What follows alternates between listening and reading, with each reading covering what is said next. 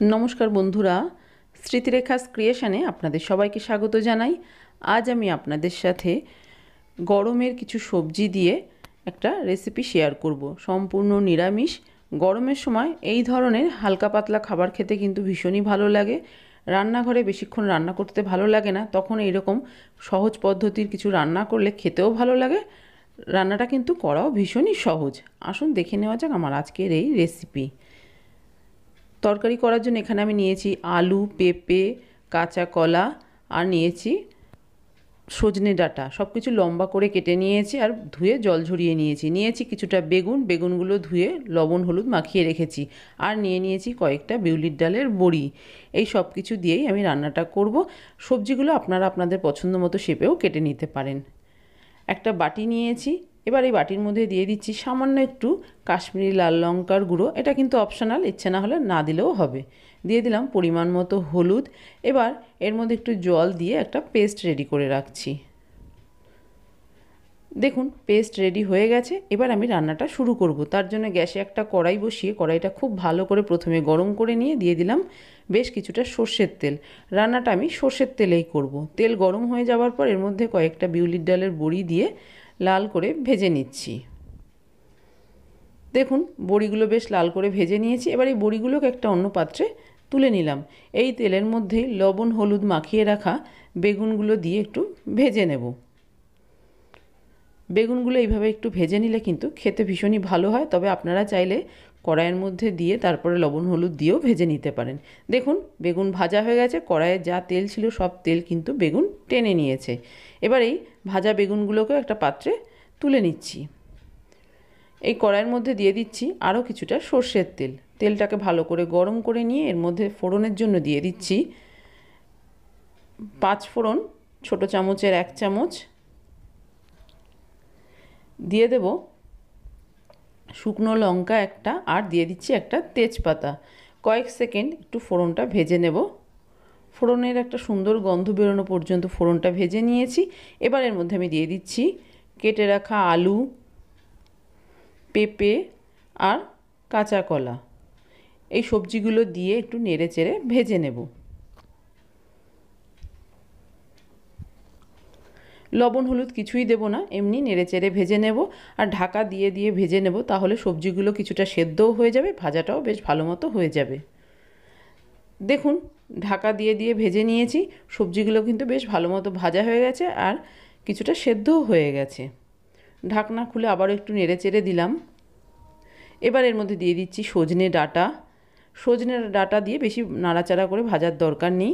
দিয়ে দিলাম গ্রেট করা আদা আর দিয়ে দিচ্ছি কয়েকটা চেরা কাঁচা লঙ্কা। আজকে রান্নাটা আমি কাঁচা লঙ্কার ঝালেই করছি, লঙ্কার গুঁড়ো ব্যবহার করছি না। তবে আপনারা চাইলে লঙ্কার গুঁড়ো দিতে পারেন। যেহেতু এটা খুব সাধারণভাবে রান্না করছি সেই জন্য কাঁচা লঙ্কা দিয়েই করলাম। সব কিছু দিয়ে ভালো করে একটু নেড়েচেড়ে নিলাম। এবার এর মধ্যে দিয়ে দেব হলুদ আর কাশ্মীরি লঙ্কার গুঁড়োর পেস্টটা। এবার সবজির সাথে এই মশলাটা একটু নেড়েচেড়ে নেব। আপনারা চাইলে কাশ্মীরি লঙ্কার গুঁড়ো না দিয়েও করতে পারেন, সেক্ষেত্রে কালারটা একটু কালচে মতন হবে কিন্তু খেতে বেশ ভালো হবে। দিয়ে দিচ্ছি স্বাদ অনুযায়ী লবণ। এর আগে আমি লবণ ব্যবহার করিনি, শুধুমাত্র বেগুনেই লবণ মাখানো ছিল। লবণ দিয়ে আরও 1 মিনিট মতো একটু নেড়েচেড়ে নিচ্ছি। আর কোনো রকম মশলা কিন্তু এখানে আমি ব্যবহার করব না। দেখুন লবণ দিয়েও বেশ কিছুক্ষণ একটু নেড়েচেড়ে নিয়েছি। এবার এর মধ্যে দিয়ে দিচ্ছি পরিমাণ মতো গরম জল। যেহেতু ঝোল করব সেই জন্য জলের পরিমাণটা একটু বেশিই দিচ্ছি। এইসব রান্না কিন্তু একটু পাতলা ঝোল হলে খেতে বেশ ভালো লাগে। জল দিয়ে ভালো করে নেড়েচেড়ে দিয়েছি। এবার ঢাকা দিয়ে সবজিগুলো সেদ্ধ হওয়া পর্যন্ত রান্না হতে দেব, গ্যাসের ফ্লেমটা মিডিয়ামে রেখে। দেখুন বেশ কিছুক্ষণ ঢাকা দিয়ে রান্না করে নিয়েছি। এবার ঢাকনাটা খুলে একটু দেখে নিচ্ছি। সবজিগুলো কিন্তু ঠিকঠাক সেদ্ধ হয়ে গেছে। দিয়ে দেব এর মধ্যে সামান্য একটু চিনি। চিনি দেওয়াটা অপশনাল, ইচ্ছে না হলে চিনিটা স্কিপ করতে পারেন। দিয়ে দিলাম ভেজে রাখা বড়িগুলো আর দিয়ে দিচ্ছি ভেজে রাখা বেগুন। আবারও ভালো করে সব কিছু নেড়েচেড়ে দিচ্ছি। আর বেশিক্ষণ রান্নাটা করতে হবে না, সবজি সব সেদ্ধ হয়ে গেছে আর বেগুন তো ভাজার সময়ই সেদ্ধ হয়ে গেছে। আবারও ঢাকা দিয়ে দেবো 2 মিনিটের জন্য। দেখুন 2 মিনিট হয়ে গেছে, ঢাকনাটা খুলে একটু দেখে নিচ্ছি।